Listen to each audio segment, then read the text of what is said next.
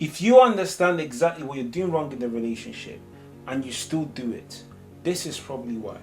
So my name is Macdo, and I help people understand how to regulate and access a much clearer version of themselves when they're dealing with themselves under pressure, right? My work has expanded through NHS, working within their corporate spaces, and most importantly with the one-to-one clients, okay? I've also worked and rebuilt myself, okay? So this was something that was personal to me because I kept failing and losing myself under pressure, okay? Now, in this case and scenario, what is happening? I'm going to dive straight in because I'm respectful of your time. What happens is, what keeps happening is that you know good, you know what to do, you probably understood your attachment styles. But under pressure, things get messy again. You know that thing that was supposed to happen was going to happen and you couldn't stop it. It's like you're a passenger watching your own ship crumble. But here you are being told that you're the man of the house, or you're a woman, you're a boss lady, whatever the case may be. But yet, you're watching yourself self-sabotage and you don't understand why. This video is going to break it down for you. You see, what I need you to understand that the question you need to start asking to yourself is, instead of saying, why does this keep happening to me? What changed around me that led to this, right? Or, what does the pressure mean, okay? The problem is, a lot of you think that awareness equals success. But my question to you is, if that is the case, then why the hell aren't all professors and economists billionaires? Because it's about education, right? Think about it. If it was about knowledge is power, then every professor should be running the economy. But that's clearly not the case. Do you want to know why? Because information can only carry you so far. What takes you to the outcome is constant implementation, and most importantly, understanding how to get out your own way. Reach out to the right people and build the right capacity to understand how to actually solve your problem. Cool. So these are the main things that keep happening. So when I work with clients, and I've worked with hundreds of them, this is what keeps happening, right? So people will shout, people will get defensive, people will walk away. And they know it works right against them. But the moment you get into the pressure spot, all you care about is getting out of it. Because your body senses discomfort, your body says, let's get out. Your body says, I don't care about this argument. This is a threat. We need to go on autopilot. And what happens on autopilot? Well, based on your capacity, you either delay the response or you respond based on what's coming up. And it's one of them, right? Now, what controls your reactions, right? Because this is what we need to understand. Why does this happen? And I don't want to get too scientific because I want to make it as practical as possible. I'm not here to diagnose you. I'm not a therapist. I just show you what's going wrong and I replace it with what needs to happen so that you can get out your own way, all right? So in this case and scenario, to keep it quite simple, reaction mode is based off what you believe you're in control of, what you believe represents safety to you, what you believe represents your identity. Any of this being challenged causes you to respond in a default manner, okay?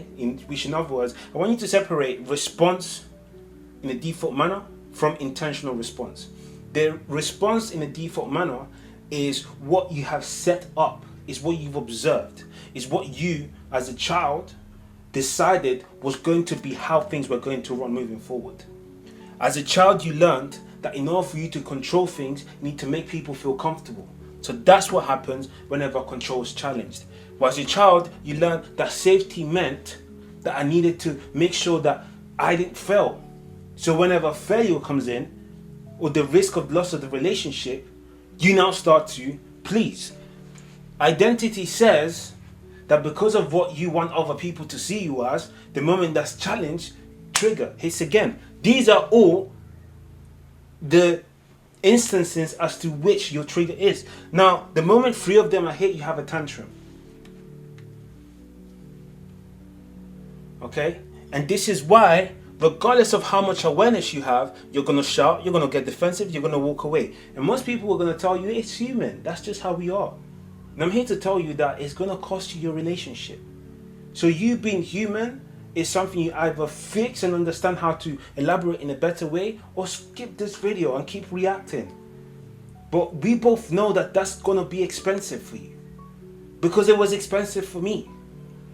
I have lost 6-figure businesses because I got defensive. I started shouting.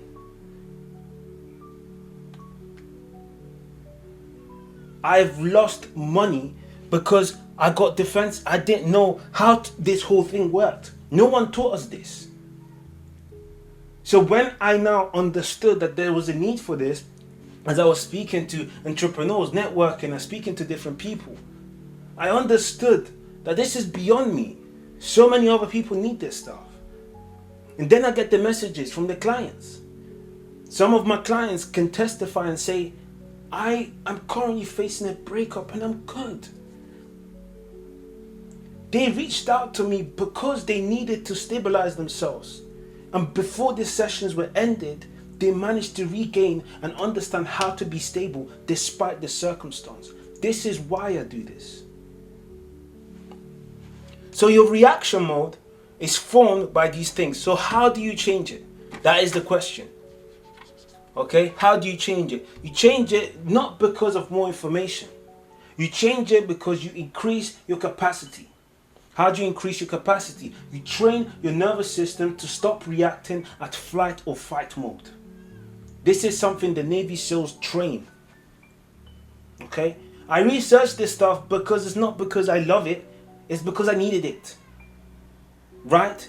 The reason why the military, the Navy SEALs, they're so immaculate and impeccable with these things is because one reaction will cost them their life. And the reason why I work with the people I work with is because their reaction are too expensive to go unguarded. I'm not here to help you sit down and have a discussion about your past. No. I'm here to help you stop making expensive mistakes that are clearly costing you more than you can care to admit. Alright, so your capacity needs to increase. How do we increase the capacity? Okay, this is exactly why I hold people accountable, I hold them by the hand, and I help them understand how to do so. You increase your capacity by training your nervous system to stop reacting to things. The thing that bugs you, the thing that scares you, the thing that you're so scared to be rejected by, you face it. How did I increase mine? I'll tell you. It's in the book. There's times where I went on a solo trip and I faced the difference. I had to sit with myself and understand the true difference between anxiety, danger, and fear. I sat in the discomfort and I watched myself panic, freeze, fawn, wanting to run away from and escape from that situation, but I stood still. And then through mentorship, I was confronted with my blind spots. A lot of you think you're ambitious because you just like to make money. Yeah, look at me, I'm ambitious. No. You're still trying to prove to your dad that you matter. I touched the nerve right there. You're still trying to prove that you're good enough. That's why you may have hit the milestone and you still feel miserable. Your identity is based on you being not good enough. So the same thing that drives you is the same thing that's made you handicapped.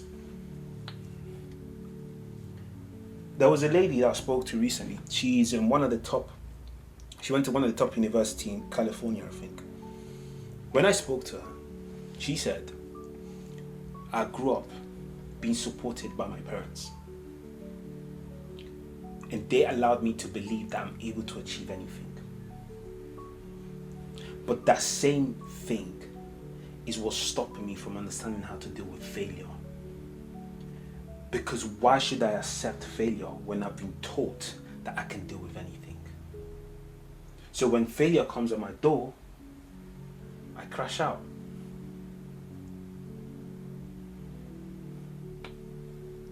The reason why that stuck with me is because your identity is why you won't be able to change this.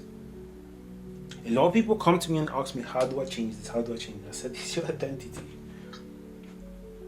No matter what happens, The moment your identity is triggered, it's almost like your body's automated to raise their hands. Not good enough? Yes, I'm in.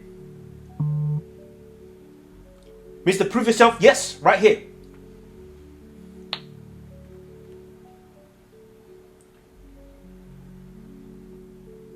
You're always stupid all the time? Yep, right here. Until you reset these three, nothing is going to matter. You can train, build the capacity, all you like. Take all the videos I've made, sit with them one by one, dissect them, until you build the capacity to tell your brain, this is how we reset and move forward. You're wasting your time. And this is, anyways. So, these are the 3 routes that people try to take, okay? So number 1 is they try to communicate. Yeah? So you've understood that what you're doing wrong in your relationship keeps happening, and you're asking yourself, why do I keep doing this even though I know better? So you communicate it. You're honest. Say, hey, do you know what? I know I'm trying. It's like you have an anchor, right? So the anchor is something that when the problem hits, you're trying to throw as far as possible. But as you throw it, because it's attached to your leg, it comes right with you. And then you're like, damn, I was so close. I know, I have awareness, but nothing's changing. Until you detach the identity from the behavior won't change. So you're dealing with someone that's identified themselves as I'm not good enough. Cool. You're now communicating that every single time she says something that reminds you that you're not good enough because that's your identity, because you've raised your hand. The problem is what she said. And you're trying to process that every single time she says things, you get defensive. I made a video where I spoke about negative self-talk.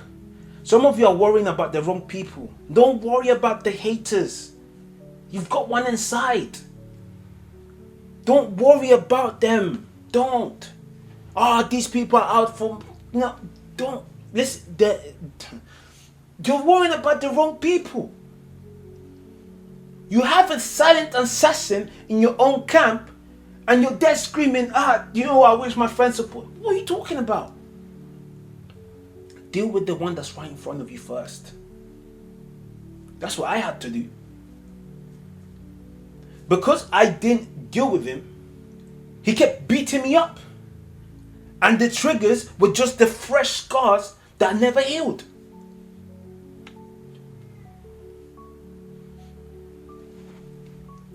So, when I say body illiteracy, what do I mean by that? Tell me. I'm open. Tell me anything you want to tell me.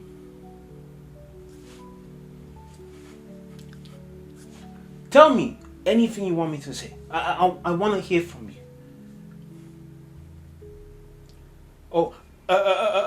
Yeah. Yeah, tell me, what's up? What's the matter? Yeah, I'm listening. If you didn't notice the difference, then you're body illiterate. Because one matches what I'm saying. Only one of them. But do you really think that when you're triggered, you're going to be capable of understanding what your body's sending as a message? Come on. Seriously. You don't even do it when you're in your normal state. Let alone when you're triggered. Your body is sending a message, the true message, and you're trying to convince yourself of otherwise. So you're using 1% to twist 97%. That's why your awareness will never be enough. So even though you may be communicating in a very calm way,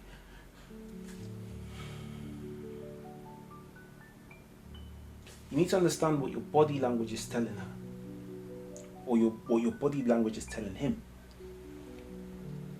Because that, my friend, leads to misunderstanding.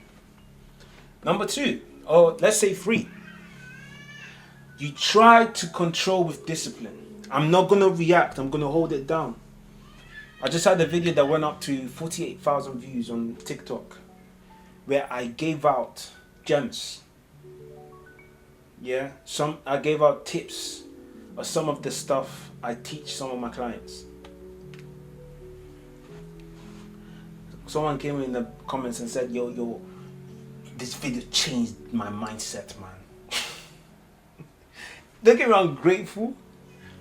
But until you understand that, is this what you're going to do? Control?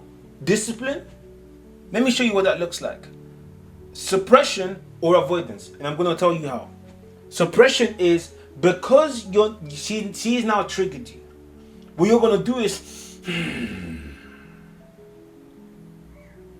That's suppression. Or, I can't have this right now. I want peace and I'm going to fight for my peace. I'm going to go upstairs. You sit here. We'll talk it out eventually. I'm not ready yet. That's either avoidance or suppression. Sitting in discomfort requires capacity. And capacity is built by training your nervous system. That is the formula. I don't know how else to tell you this, and the reason I'm saying this is because I've done this not just for myself, for the people I worked with. Name is James. He came to me, he was anxious. I told him, you want to win your girlfriend back? Get to secure. He read the book, he done the work, he came back to me and said, we're back together. Listen, I'm not here to tell you that I'm going to fix your relationship. I'm not qualified to tell you that. What I am prepared to tell you is that I'm going to stop you from making it worse, because by the time you understand that you're the problem, you're the one that's doing the wrong thing and is still repeating it, and you're trying to understand why, I'm going to show you how, why, and who you need to become in order to make sure that doesn't happen again. I don't know if your wife is going to love you, yeah? But I do know that if you're the problem, that stops once we work together. So the reason why control or discipline leads to suppression or avoidance is because you're trying to utilize your information again to control 99% of your body. Or let's say 93%. Okay? So and the way you know is your tone. By the time you speak, your chest is pumping. It's tightened. But you didn't react. You just exploded inside, and that's the lie. Because we think that reaction is only when people feel the consequences. No. All reaction needs to happen. All the reaction needs is for you to feel the consequences. Because if you don't, when you suppress, and you go to work the next day, what happens? Do you want to know why they told us that bullshit crap? Said what was it again? You shouldn't go to bed angry at each other. Because what happens when it does? When you go to bed angry with each other, the next day what happens? It piles up, right? Yeah. Because they didn't understand that all we have is being defensive, walking away, and relying on putting our stability on the relationship instead of putting it upon ourselves. Alright, enough about the problems. Let's talk about how to fix all of this. Okay? So, number one, you recognize what needs to be regulated. Okay? You recognize what needs to be regulated. The triggers are data. This scar is still active. It needs to be regulated. How do you regulate it? You confront it. And you take the appropriate steps to reduce the temperature of the room. When you have a trigger, think of it as a very hot room. And you're in charge of the temperature. That's now saying we can put it at a level because I can see it for what it is. I'll be fine. It's okay. Right? You reparent yourself, whatever that looks like. You look at the route you were taking. You accept that that's a route that protected you to now. And then you reassemble yourself and connect yourself to the route that you actually want to take. So that you can stop your triggers from leading you. Number two, response repetition. What does that mean? You learn what once the capacity has built, what response is appropriate for the situation you're dealing with. An example is, if someone is having a conversation with you or the disagreement with you, how does the husband that you want to be behave like? Or how does the man that you want to be like behave in this case and scenario? You build the capacity to sustain that person. So you now analyze whatever blind spots were stopping you from being that person in the first place. That is the second phase of the work I do with people. So we understand the bottlenecks. Maybe it's imposter syndrome. Maybe it's your fear of rejection. We deal with that. We get rid of it through practical tools, practical exercises. Number 3, you embody the investment. You seal the deal. You no longer look back. You're at that point where you can feel peace in front of the storm. The storm is right there, but you're no longer the guy that allows the storm to define him, because you've redefined your identity, your sense of safety, and your control. So you can control what you can, so storm or not, because you're inside your house, because you're within your means, it just doesn't affect you. Safety. Safety is, again, within your means. And it's based on what you have decided is aligned with who you want to become. So it's no longer dependent on this person to be people pleased, or that person or your wife to be people pleased. It's just dependent on you. I am a healthy husband for me. Love my wife to bits. But she's got nothing to do with why I'm healthy. I decided that for me. Next one, identity. When someone now calls you out, the only time you respond is when they say man of the word, yes sir.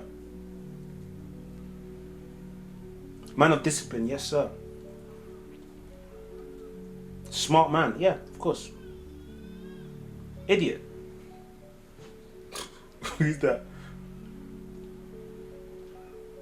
Oh, you never listen to me. What seems to be the problem here? It doesn't filter through anymore. Not because you're immune or detached. No, it's because you've rewired and built an intentional identity that aligns with who you are and want to become. So I say all this to say, and I want to round up, the reason why you now know better and you're going to be able to stop it is because I've just given you the tools that are required in order for you to build the capacity to sustain the person that can stop it. As of you right now, unfortunately, until you change that, nothing's going to change. Now, if you're ready to do that with my assistance, the link to do that is in the bio. And if not, keep watching the videos, but understand one thing and one thing clearly. This is about increasing your capacity. Nothing else. I'll see you in the next one.